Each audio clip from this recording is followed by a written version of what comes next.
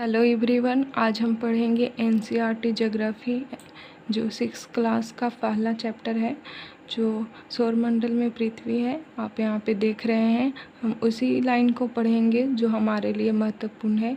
तो चलिए हम शुरू करते हैं। देखिए यहाँ पे शुरू है। सूर्यास्त के बाद आकाश को देखना कितना अच्छा लगता है। आसमान में पहले एक या दो चमकते बिंदु ही दिखते हैं, लेकिन बाद में इनकी संख्या बढ़ती जाती है। आप उनकी गणना नहीं कर सकते। संपूर्ण आकाश छोटी चमकदार वस्तुओं से भर जाता है। तो यहाँ पे कुछ ऐसे लाइन है, तो हम ऐसे पढ़ते जाएंगे तो हमारा बहुत टाइम लगेगा।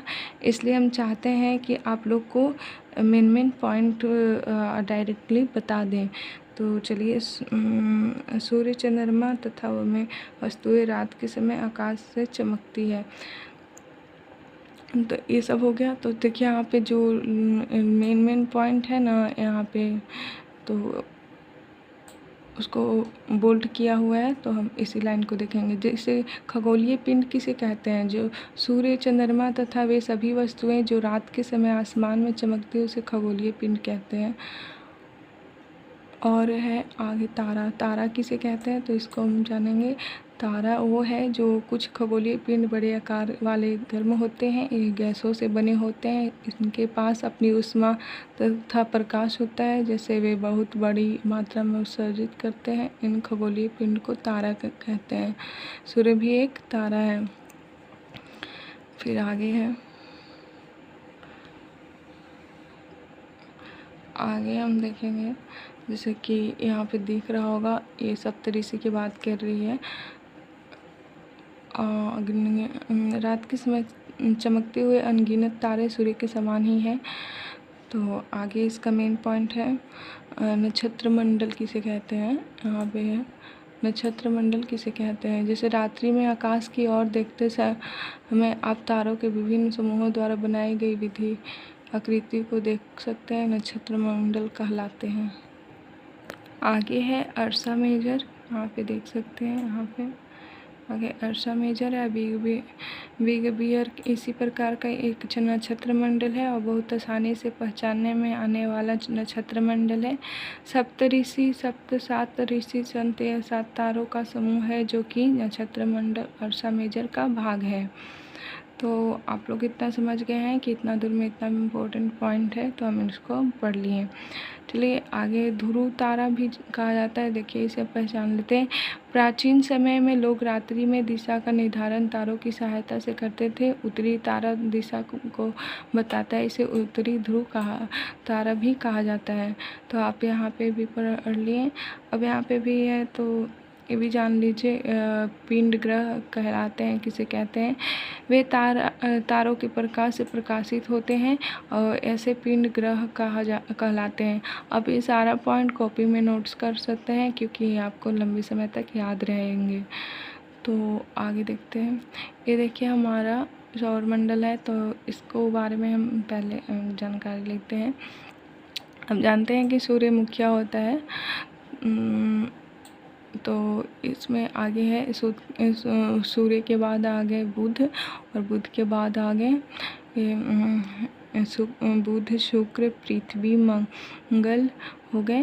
पृथ्वी, मंगल, और इसमें सूर्य ग्रह पट्टी आते हैं, बृहस्पति आते हैं।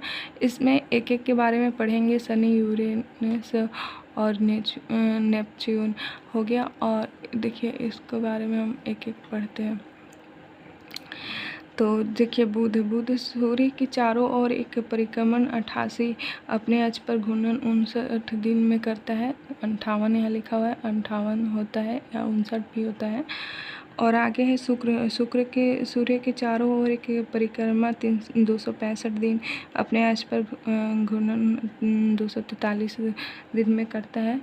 तो देखिए यहाँ पे एक एक के बारे में दिया हुआ है। शुक्र पृथ्वी है, सूर्य के चारों एक और परिक्रमण 365 दिन में करता है, अपने अक्ष पर घूर्णन 1 दिन में करता है। और चंद्रमा की संख्या 1 है। और पृथ्वी के बाद मंगल है, सूर्य के चारों ओर एक परिक्रमण 687 दिन में करता है, अपने अक्ष पर घूर्णन 1 दिन में करता है। बृहस्पति के बारे में जानेंगे। सूर्य के चारों और एक परिक्रमा 11 साल में करता है, 11 महीने लगभग 12 साल। अपने अक्ष पर घूर्णन 9 घंटे और 56 मिनट। चंद्रमा की संख्या लगभग 53 है और सूर्य के चारों ओर एक परिक्रमा 29 साल, मतलब शनि का है, शनि सूर्य के चारों एक परिक्रमा 29 साल और 5 महीने। अपने अक्ष पर घूर्णन 10 घंटे 40 मिनट में करता है। चंद्रमा की संख्या लगभग 53 है शनि ग्रह का। और यूरेनस की बात करें, सूर्य के चारों ओर एक परिक्रमा 84 साल। अपने अक्ष पर घूर्णन 17 घंटे 14 मिनट। चंद्रमा की संख्या लगभग 27 है यूरेनस के पास। नेपच्यून के पास है सूर्य के चारों ओर एक परिक्रमा 164 साल। अपने अक्ष पर घूर्णन 16 घंटे 7 है और मिनट। चंद्रमा की संख्या 13 है। तो ये रहा, वीडियो बहुत लंबा हो जाएगा, इसलिए आगे सौरमंडल, सूर्य, ये सब पढ़ना भी बहुत ज़रूरी है। तो बस हम आपको मेन पॉइंट करवा रहे हैं कि आपको टाइम ज़्यादा नहीं लगे, बस आप लोग 10 मिनट में सारा चैप्टर ख़त्म कर दें।